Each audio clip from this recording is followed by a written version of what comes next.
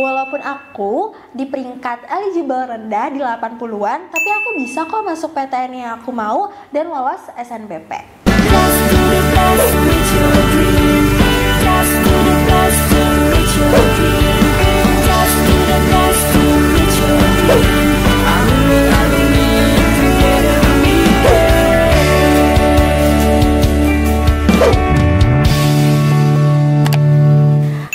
GP Media, perkenalkan aku Tamila Rakasiwi, biasa dipanggil Tamila, dan aku dari Universitas Gadjah Mada Kehutanan.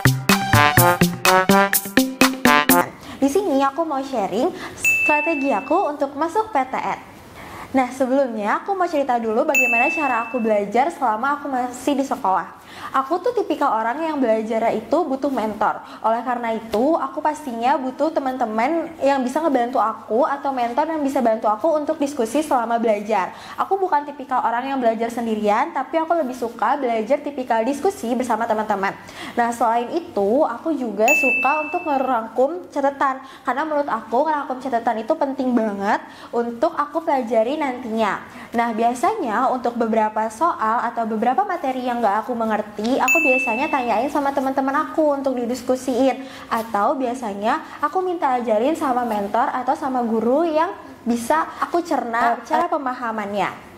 Terus selama di sekolah, aku tuh banyak banget kegiatan-kegiatan pastinya. Pertama, aku tuh adalah anggota OSIS. Aku menjabat sebagai OSIS selama 2 tahun. Selain itu, aku juga aktif di beberapa kepanitiaan angkatan. Dan juga aku merupakan panitia dari 3 gebiar. Nah, selama setahun itu, ada 3 kepanitiaan yang aku ikuti. Dan di kepanitiaan itu, aku aktif menjadi anggota dari divisi humas. Kegiatan yang banyak ini pastinya sangat mengganggu dong untuk bagaimana cara aku untuk mengelola aktivitas aku selama sehari-hari. Nah, cara aku untuk bisa membagi waktu antara kegiatan organisasi dan kegiatan sekolah yang merupakan kegiatan belajar itu adalah dengan membagi waktu belajar dan membagi kegiatan-kegiatan. Nah, biasanya aku ngerjain dulu nih kegiatan-kegiatan yang bersifat urgent. Biasanya aku list dulu nih, aku bikin notes yang aku tulis itu beberapa kegiatan yang akan aku lakukan dalam beberapa minggu ini dan beberapa tugas-tugas sekolah dan beberapa materi yang harus aku pelajari. Selain kegiatan di sekolah, aku juga aktif dalam beberapa kegiatan di luar. Biasanya kalau misalnya pulang sekolah, aku lanjut belajar di bimbel GP Media. Nah, aku ngerasa pembagian waktu itu tuh penting banget karena kalau misalnya kita bisa memanajemen waktu dengan benar, nantinya beberapa tugas dan beberapa persoalan dari persoalan akademik maupun non-akademik itu bisa berjalan dengan seimbang. Terus strategi aku dalam menentukan PTN yang aku mau itu ada beberapa hal. Pertama, secara nilai aku udah menyusun nilai aku dari kelas 10. Aku tahu kalau misalnya kemungkinan aku itu bakal susah untuk berjuang di jalur masuk selain SNBP karena aku sendiri bukan tipikal anak yang pinter-pinter banget kebetulan. Jadi aku merasa aku nggak punya kemampuan lebih untuk di UTBK. Oleh karena itu, dari kelas 10 aku udah merancang strategi yang akan aku buat. Strateginya itu adalah bagaimana cara aku untuk bisa meningkatkan nilai aku dari setiap semesternya. Terus aku juga punya rencana untuk mencari sertifikat. Nah, oleh karena itu di kelas 11 aku udah punya strategi bahwa aku harus punya sertifikat yang bisa aku pakai untuk nantinya bantu aku untuk bisa lolos di PTN yang aku mau. Nah, aku punya sertifikat di bidang non-akademik di mana di situ adalah sertifikat olahraga di mana aku menjuarai juara 2 dan itu membantu aku untuk bisa masuk ke PTN yang aku mau sekarang. Terus kenapa aku pilih jurusan yang aku mau? Aku memilih jurusan kehutanan sebagai jurusan yang aku pilih untuk melanjutkan program belajar aku setelah SMA. Alasan aku memilih kehutanan karena menurut aku kehutanan merupakan suatu bidang yang banyak banget prospek kerjanya. Tapi banyak orang yang belum terlalu tahu apa aja prospek kerjanya. Oleh karena itu aku tertarik. Dan aku tertarik di kehutanan karena aku merupakan tipikal orang yang harus belajar yang lebih bisa belajar di sistemnya itu seperti praktikum atau beberapa pelajaran yang pelajari di luar ruangan. Aku lebih bisa untuk memahami materi secara langsung melalui kegiatan-kegiatan yang dilakukan. Oleh karena itu, aku memilih kehutanan karena aku merasa bahwa setiap mata kuliahnya dan juga praktikum-praktikumnya itu sangat cocok untuk aku sebagai seseorang yang lebih suka untuk belajar di luar ruangan. Jadi, alasan aku memilih jurusan kehutanan di Universitas Gadjah Mada itu ada beberapa faktor. Pertama adalah faktor peringkat eligible. Aku merupakan eligible yang lumayan rendah. Peringkat eligible aku itu sekitar di 80-an. Nah, itu membuat aku harus mempertimbangkan lagi tentang nama-nama atau urutan-urutan orang-orang di atas aku yang akan memilih jurusan di PTN yang mereka mau. Kebetulan jurusan kehutanan ini sangat diincar sama anak-anak di sekolah aku, tapi ranking yang peringkat yang di atas aku ini ternyata mengincar jurusan kehutanan di universitas lain, yaitu Institut Pertanian Bogor. Dan ini menjadi pertimbangan yang lumayan matang karena menurut aku masuk ke game itu bukanlah hal yang gampang.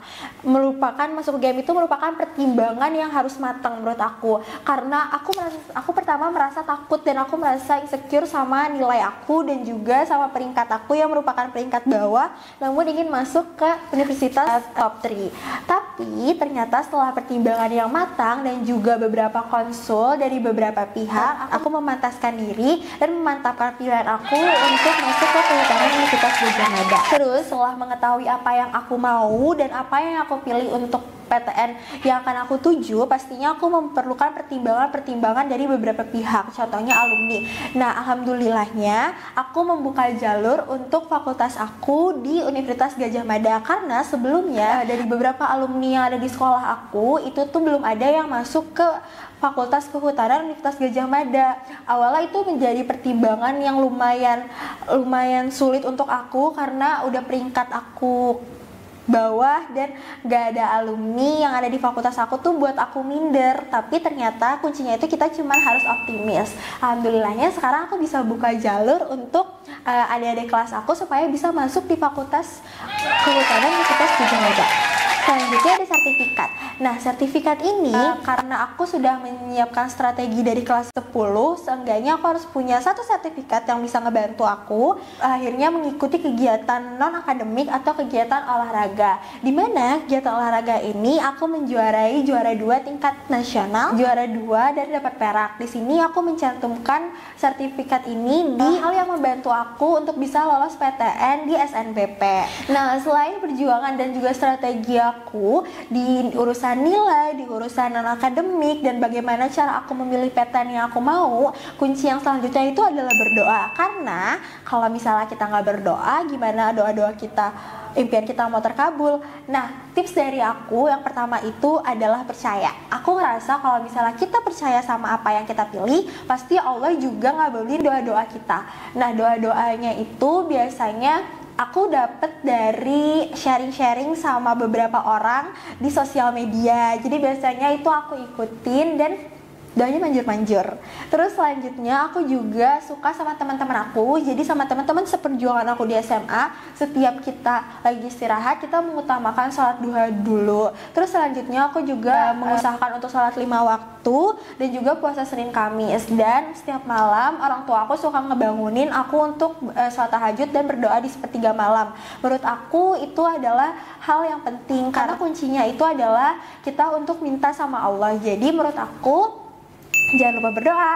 Nah, selanjutnya selama kegiatan menunggu SNBP ini aku nggak diem aja dong, karena SNBP ini kan merupakan hal yang belum tentu aku dapatkan, karena masuk eligible juga belum tentu keterima di universitas yang kita mau. Nah, oleh karena itu selama kegiatan menunggu pengumuman SNBP ini aku nggak berhenti untuk tetap lanjut belajar untuk SNBT, karena aku juga takut dong kalau misalnya nanti aku nggak keterima SNBP dan aku nggak punya persiapan yang matang di SNBT, nantinya aku takut malah nggak keterima di mana-mana. Oleh karena itu setiap pulang sekolah aku selalu lanjut belajar di bimbel aku. Terus abis itu aku juga minta konsul sama guru-guru yang ada di bimbel aku, apakah kalau misalnya di SNBT jurusan ini mampu untuk aku tuju atau enggak. Terus selanjutnya aku juga minta tambahan nih dari guru-guru bimbel aku untuk bisa ngebantu aku untuk lebih bisa memahami materi-materi di SNBT. Selain itu, aku juga belajar melalui sosial media. Jadi biasanya aku suka nontonin video-video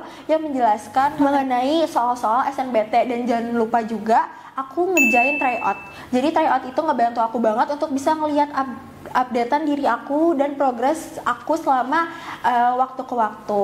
Terus yang membuat aku bermotivasi untuk masuk PTN yaitu beberapa hal. Pertama, itu adalah cita-cita aku dari kecil untuk bisa masuk PTN yang aku mau, dan gak nyangka bahwa pas aku udah gede aku bisa gapai cita-cita itu. Terus kedua, dukungan orang tua dan juga dukungan teman-teman bisa jadi motivasi yang luar biasa untuk aku. Dan yang ketiga adalah kemauan dari diri aku sendiri untuk terus maju dan untuk terus update diri aku setelah di bangku SMA. Terus motivasi dari aku untuk kamu yang lagi berjuang adalah jangan patah semangat, karena kuncinya ada di diri kamu sendiri. Mungkin banyak orang-orang yang doain kamu, tapi yang pasti kuncinya itu di diri kamu sendiri. Kamu harus berdoa, jangan patah semangat, dan selalu optimis. Setiap kali lagi ngerasa capek dan lagi stres, kamu boleh istirahat dulu, tapi harus lanjut lagi untuk berjuang sama apa yang kamu cita-citakan. Nah, segitu aja cerita dari aku dan strategi aku untuk perjuangin PTN yang aku mau. Nah, aku tunggu kamu untuk selanjutnya jadi mahasiswa di PTN yang kamu mau ya. Dadah!